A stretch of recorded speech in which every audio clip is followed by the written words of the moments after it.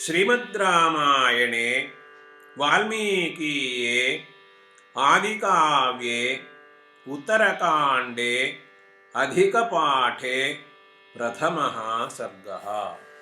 शुन आगमनम्। ततः प्रभाते विमले कृत्वा पौर्वाह्निकीं क्रियाम् धर्मासनगतो राजा रामो राजीवलोचनः। राजधर्मान् अवेक्षन् वै ब्राह्मणैः नैगमैः सह पुरोधसा वसिष्ठेन ऋषिणा कश्यपेन च मन्त्रिभिर्व्यवहारज्ञैः तथान्यैः धर्मपारगैः नीतिज्ञैरथसभ्यैश्च राजभिः सा समावृता। सभा यथा महेन्द्रस्य यमस्य वरुणस्य च शुशुभे राजसिंहस्य रामस्याक्लिष्टकर्मणः। अथ रामो ब्रवीत् तत्र लक्ष्मणं शुभलक्षणं निर्गच्छ त्वं महाबाहो सुमित्रानन्दवर्धना। कार्यार्थिनश्च सौमित्रे व्याहर्तुं त्वम् उपक्रमा। रामस्य भाषितं श्रुत्वा लक्ष्मणः शुभलक्षणः द्वारदेशम् उपागम्य कार्यिणश्चाह्वयत् स्वयम्। न कश्चिदब्रवीत् तत्र मम कार्यमिहाद्य वै नाथयो व्याधयश्चैव रामे राज्यं प्रशासति। पक्वसस्या वसुमती सर्वौषधिसमन्विता न बालो म्रियते तत्र न युवा न च मध्यमः। धर्मेण शासितं सर्वं न च बाधा विधीयते दृश्यते न च कार्यार्थी रामे राज्यं प्रशासति। लक्ष्मणः प्राञ्जलिर्भूत्वा रामायैवं न्यवेदयत्। अथ रामः प्रसन्नात्मा सौमित्रिम् इदमब्रवीत्। भूय एव तु गच्छ त्वं कारिणः प्रविचारय। सम्यक् प्रणीतया नीत्या नाधर्मो विद्यते क्वचित् तस्मात् राजभयात् सर्वे रक्षन्तीव परस्परम्। बाणा इव मया मुक्ताः इह रक्षन्ति मे प्रजाः तथापि त्वं महाबाहो प्रजा रक्षस्व तत्परः। एवमुक्तस्तु सौमित्रिः निर्जगामनुपालयात्। अपश्यत् द्वारदेशे वै स्वानं तावदवस्थितम्।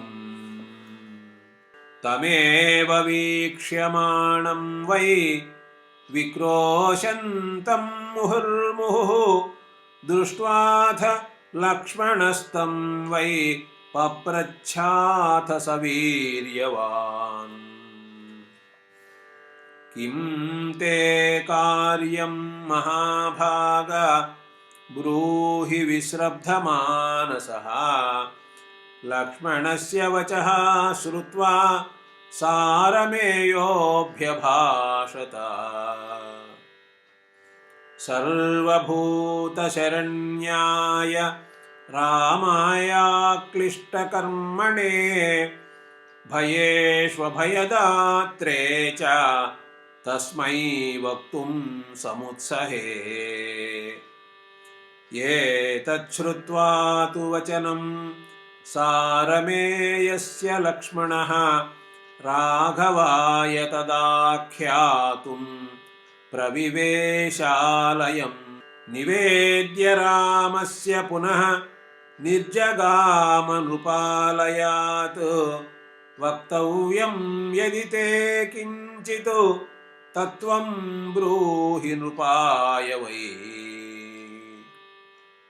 लक्ष्मणस्य वचः श्रुत्वा सारमेयोऽभ्यभाषत। देवागारे नृपागारे द्विजवेश्मस्तु वै तथा। वह्निः शतक्रतुश्चैव सूर्यो वायुश्च तिष्ठति। नात्र योग्यास्तु सौमित्रे योनीनाम् अथमा वयम्। प्रवेष्टुं नात्र शक्ष्यामः धर्मो विग्रहवान् नृपः। सत्यवादी रणपटुः सर्वभूतहिते रतः। षाड्गुण्यस्य पदं वेत्ति नीतिकर्ता स राघवः। सर्वज्ञः सर्वदर्शी च रामो रमयतां वरः। स सोमः स च मृत्युश्च स यमो धनदस्तथा। वह्निः शतक्रतुश्चैव सूर्यो वै वरुणस्तथा। तस्य त्वं ब्रूहि सौमित्रे प्रजापालः स राघवः। अनाज्ञप्तस्तु सौमित्रे प्रवेष्टुं नेच्छयाम्यहम्। आनुशंस्यान्महाभागः प्रविवेश महाद्युतिः। नृपालयं प्रविश्याथ लक्ष्मणो वाक्यमब्रवीत्। श्रूयतां मम विज्ञाप्यं कौसल्यानन्दवर्धन। यन्मयोक्तं महाबाहो तव शासनजं विभो। स्वावैते तिष्ठते द्वारि कार्यार्थी समुपागतः। लक्ष्मणस्य वचः श्रुत्वा रामो वचनमब्रवीत्। सम्प्रवेशय वै क्षिप्रं कार्यार्थी योऽत्र तिष्ठति।